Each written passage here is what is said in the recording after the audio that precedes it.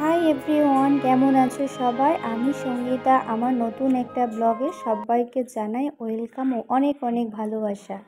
আজকের ভিডিওটা প্রথম থেকে শেষ পর্যন্ত দেখতে থাকো, স্কিপ না করে। আশা করি তোমাদের ভালো লাগবে, আর ভালো লাগলে একটা অবশ্যই লাইক করে দিও।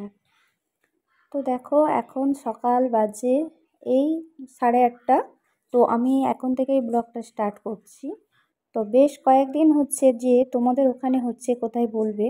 তো আমাদের এখানে তো 3 থেকে 4 দিন হচ্ছে এত লাগাতার বৃষ্টি হচ্ছে, তো বৃষ্টির জন্য পুরো চারিদিকটা ভেজা। আর কি বলবো, বর্ষাকাল মানে একদম একটা বাজে কাল, আমি একদমই পছন্দ করি না। সব থেকে বেশি প্রবলেম হয় কি বলো তো, বর্ষাকালের দিনে তুমি খাওয়া ঘুম সব ঠিক থাকবে, কিন্তু এই যে ঘরের মধ্যে বন্দিও থাকতে হয়। যদিও আমরা গ্রাম অঞ্চলের বউ, আমাদের কিন্তু রোদ বৃষ্টি সব কিছুকে অতিক্রম করেই কিন্তু কাজ করতে হয়। বৃষ্টি হলেও আমাদের কাজের জন্য বাইরে যেতে হবে, আর রোদ হলেও কিন্তু আমাদের বাইরে বেরিয়ে কাজ করতে হবে। তো যাই হোক, এদিকে দেখো এত বৃষ্টি জমে গেছে, আর ছাদের মধ্যে চলে এসেছি জামা কাপড় মেলার জন্য। তো বৃষ্টি তো ঝিরঝির করে হতেই আছে, আর এইদিকে দেখো আমাদের ছাদের মধ্যে কতটা করে জল জমে গেছে। আর এসে দেখছি শ্যাওলাও বেশ ভালোই হয়েছে। তো বাবু তো আমার সঙ্গে ছাদে আসে, তো কখন বলতে কখন স্লিপ খেয়ে পড়ে যাওয়ার চান্স আছে। আর ফুলগুলো দেখো, এই সবুজ গাছগুলো কিন্তু একদম আগে কেমন হয়ে গেছিলো গরমের ওয়েদারে। আমাদের এখানে কিন্তু ছাদের উপরে তো জলের অভাবে গাছগুলো একদম শুকিয়ে যায়। আর এখন যেহেতু বৃষ্টির দিনে, তো গাছগুলো কি সুন্দর হয়েছে।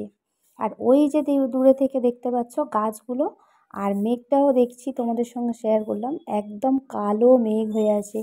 সূর্য একদমই ওঠেনি। পুরো আকাশের ওয়েদারটা বুঝতে পারছো। জামা কাপড় আমি কোথায় মিলবো, কি করব, আর এতগুলো লোকের মানে আমাদের বাড়িতে পরিবারের মানুষের জামা কাপড় মানে বুঝতে পারছো। আর মেলার কোথাও জায়গা নেই, এই উপরের ঘরে কি আর করা যাবে বলো, ওই দিয়েছে বারান্দার মধ্যে এইভাবে সব মেলে দিয়েছি আর কি। বাইরে তো একদম বৃষ্টি থামছে না সমানে, মানে বৃষ্টি জোরে হয়ে কি বলতো থেমে গেলে একটা ভালো। আর এই যে ঝিরঝির করে সব সময় যদি বৃষ্টি হয় কিন্তু খুব বিরক্তর ব্যাপার। তো সকালবেলায় এখন কি করব, এইভাবে জামা কাপড়গুলো মিলে দিলাম। হাওয়া বাতাস লেগে একটু জল ঝরে গেলে তারপরে ফ্যানের তলায় দিয়ে এইভাবে কদিন আমরা জামা কাপড় পরছি। আর এইগুলো আগের দিনের জামা কাপড়, এগুলো ছিল আর কি। তো অল্প ভিজা আছে, এগুলো নিয়ে এখন আমি ঘরের মধ্যে পাখার তলায় দেব, দিয়ে শুকিয়ে নেব। আর এই যে দেখো সোনা আমার সঙ্গে উপরে উঠেছিল সকালবেলা, ওগুলো তো ফ্যানের তলায় মিলে দিয়েছি। তারপরেই দেখো এদিকে বাবা নিয়ে চলে এসেছিলো বাজার। তো মুদিখানার বাজার আর কি। তো আমাদের মুদিখানার বাজার বাবা তো আনতে যায় না, তোমাদের দাদাভাই যায়। তো বৃষ্টির দিনে তোমাদের দাদাভাই ছুটিও নেই, কি করা যাবে, তো বাবাকে পাঠিয়েছিলাম আনতে। তো এনেছিল ওইগুলো আর কি এখন ডিপের মধ্যে ভরে নেবো। এই যে বাবুর বিস্কুট, তারপরে যেগুলো আর কি মুদিখানার লাগে অল্পগুলো নিয়ে এসেছিলো। তো ওনার কাছে হালকা পাতলা বাজারগুলো আনতে দিয়েছিলাম। যেগুলো ভারী বাজার, যেমন এই আলু পেঁয়াজ টেয়াজগুলো, হ্যাঁ ওগুলো তিনি পারবে না আর কি, অনেকটা দূরে থেকে মুদিখানার বাজার, বয়স্ক মানুষ তো ওই জন্য ওনাকে দিয়ে আনায়নি। ওগুলো তোমার আমাদের বড়মশাই নিয়ে আসবে আর কি, তোমার দাদাভাই নিয়ে আসবে। তো বাবুর যেই হরলিক্স আর কিছু বাজার যেগুলো মানে এক্সট্রা রয়েছে আর কি ডিপের মধ্যে, ওগুলো আর ঢাললাম না। এগুলো এই ড্রামের মধ্যে থাকে স্টক করা, যখন যেটা শেষ হয়ে যায় আবার ওই ডিপের মধ্যে ভরে নিই। তো যেগুলো প্রয়োজন ছিল সেগুলো আমি ডিপের মধ্যে ভরে নিয়েছি। আর যেইগুলো এক্সট্রা আছে ওগুলো আর কি বলো তো, একটা আমাদের তো মানে ঠেকাঠেকির একটা ব্যাপার আছে না, তো সেই জন্য ওই কি ড্রামের মধ্যে রেখে দিই। যেগুলো মানে রান্নাঘরে সরা হয় আর কি, সেগুলো নিয়ে যাই ডিপের মধ্যে, আর তারপরে বাদবাকিগুলো স্টক করে এই ড্রামের মধ্যে আমি রেখে দিই। এখানে যেন আবার কেউ বাজে কমেন্ট করো না যে ড্রামের মধ্যে মানুষ এগুলো রাখে। হ্যাঁ আমরা রাখি গো, যেগুলো রান্নাঘরে ব্যবহার করি সেগুলো আলাদা, আর এইগুলো এইভাবেই থাকে। আর আজকে যেহেতু বৃষ্টির ওয়েদার, তো বাবাকে বললাম যে কি রান্না করব। তো বাবা বলছিল আজকের বৃষ্টির দিন মানে একটু খিচুড়ি খেলে খুব ভালো হয়। তো সেই জন্য আর কি এখন আমি খিচুড়ি করার জন্য মুসুরির ডাল আর এইদিকে চাল, এটা ধুয়ে নিয়ে এখন বসিয়ে দেবো। এবং তার সঙ্গে কিন্তু মুগের ডালও দেবো, শুধু মুসুরির ডাল দেবো না। এখানে মুগের ডাল আর মুসুরির ডাল দুটো মিক্সড করে খিচুড়িটা হবে আর কি। তো এখানে এই দুটো আর কি ভাত আর ডালটা ততক্ষণ চাপিয়ে দিলাম। আর এদিকে দেখো আমি মুগের ডালটা ভেজে নিচ্ছি। মুগের ডালের খিচুড়িটা কী বলো তো, একটা স্মেলটা আলাদা হয়, আর শুধু মুসুরির ডালের খিচুড়ি কিন্তু আলাদা টেস্টি হয়। তা আমরা এই যে সবজি টবজি সব রকম দিয়ে করবো আর কি আজকে।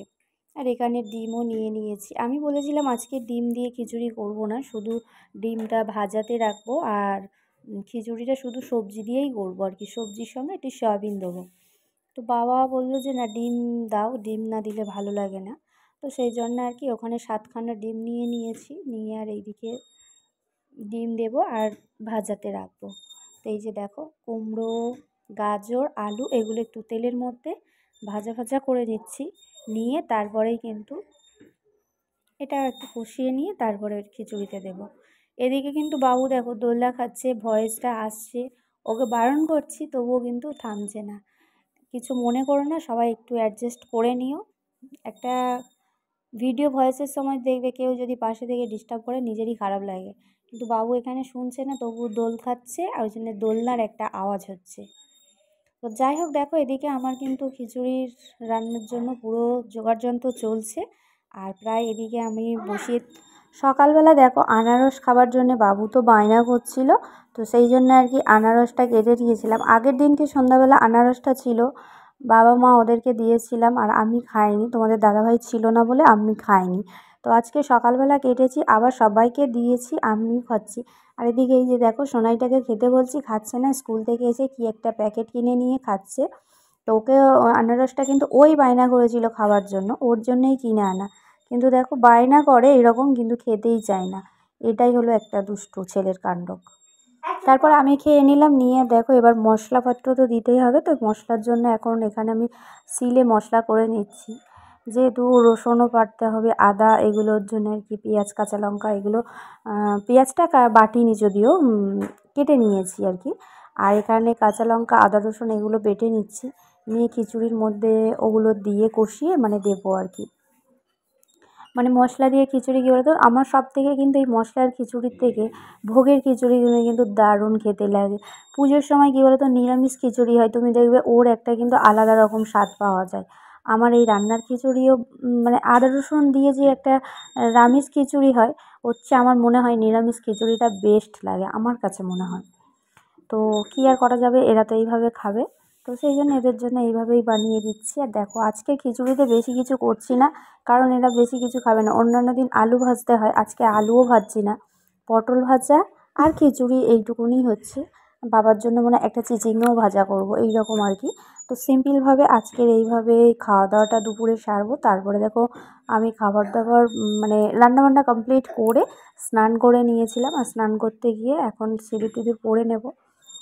আর কি বলবো, তোমাদের সঙ্গে একটা কথা শেয়ার না করলে না, সবার মধ্যে একটা দুঃখ থেকে যায় মানুষের জীবনে। তো আমি এই যে ইউটিউব জার্নিটা, এই প্রায় আমার 2 বছর হয়ে গেল, এতদিন ধরে ইউটিউবে কাজ করছি, এখনও পর্যন্ত কিন্তু ভিউসের জন্য মাঝে মাঝে আমার মন ভেঙে যায়, ভিডিও করার মানে মানসিকতাটা হারিয়ে ফেলি, এনার্জিটা হারিয়ে ফেলি। তো তোমাদের কাছে একটাই রিকোয়েস্ট রইল, তোমরা একটু আমার পাশে থেকো, আমাকে সাপোর্ট করো, মানে মনের এনার্জিটা একটু বাড়বে, ভিডিও করার আগ্রহটা বাড়বে। তো আর কি বলবো, এইটুকুই তোমাদের কাছে বন্ধুরা, একটু আমার পাশে থেকো। অনেক আশা নিয়ে কিন্তু এই 2 বছর ধরে ইউটিউব জার্নিটা করেই যাচ্ছি, আমার কিন্তু এখনও পর্যন্ত ওয়াচ টাইমটা পূরণ করতে পারছি না। প্লিজ সবাইকে বলছি, আমার ফেসবুক অ্যান্ড ইউটিউব সকল ফ্রেন্ডদের কাছে একটাই রিকোয়েস্ট রইল, তোমরা একটু আমাকে সাপোর্ট করো। অনেক